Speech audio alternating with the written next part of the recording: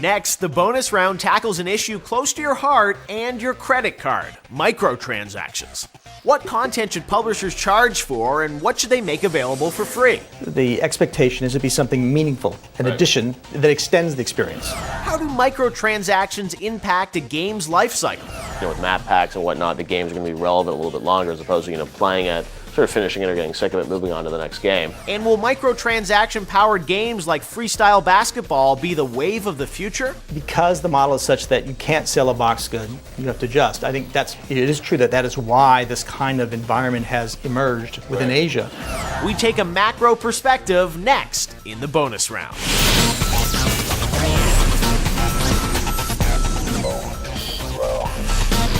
Welcome back to the bonus round, where the biggest names in the video game business talk about the big issues that you're thinking about. We're talking about your dollars in video games right now, and we're going to microtransactions right now. The idea of charging more money after a game comes out. And joining me to talk about this is Ed Zobrist, the president of Sierra Online, Sean Spector, the co-founder of Gamefly, and Michael Pachter from Wedbush Morgan Securities. So we've seen a lot of interesting things probably over the past year with microtransactions, with companies, selling extra content online, mostly through Xbox Live Marketplace because that system was out. It's interesting to me that we're seeing some publishers charging for things. We're seeing something like, Ghost Recon map pack, Ubisoft charging for that. People are downloading it. But then we're seeing something like Gears of War release a free map pack just for the consumers. They feel that, they just want to keep people playing the game.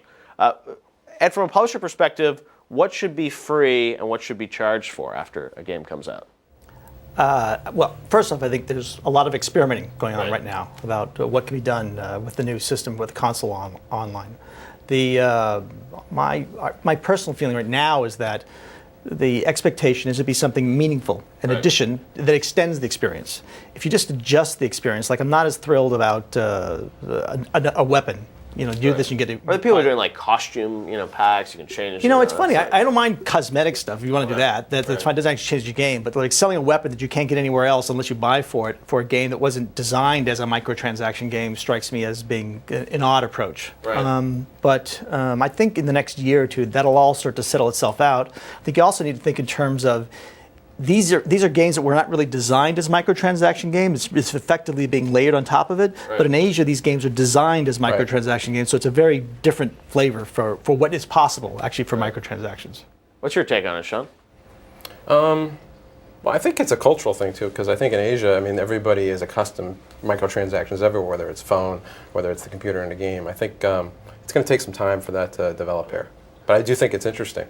Now, Michael, with microtransactions, that potentially going to lower the price of games we talked about before. It's if these publishers are able to charge you for all these little sort of additional pieces of content, does that make them more comfortable to only charge $40 for a game maybe? I think that certainly that's a potential, and I think that there will be some games that are priced lower with the intent that there will be something that you're going to buy later. Right. That's really been the model online. Sell the disc for, sell the Warcraft disc for $40 or $50, and then over time you're going to pay a subscription and get a lot more stuff. But I think early on, they are experimenting. I think early on, you're going to see things that are downloadable that we couldn't have gotten in a disc, like new players in Madden football. Right. So if you bought Madden football this year, my guess is Tony Romo wasn't your quarterback on the Dallas Cowboys.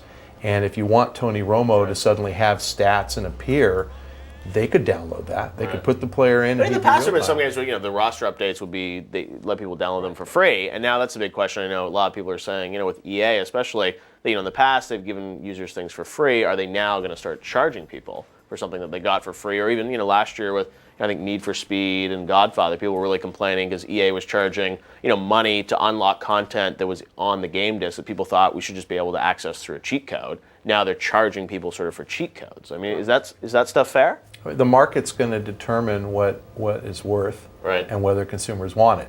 So if they offer something for $5 and they get 10 hits, they drop the price to $1 and they get 1 million. They'll figure that out. If they don't get 1 million hits, on a Madden football game, then it probably was a bad idea. I think if the gamer sees the value in it, they can see that, well, now I'm paying for something that I might have gotten for free before, but the overall game, they put more into it to make it a better game so that the trade-off in value is still the same value I'm getting.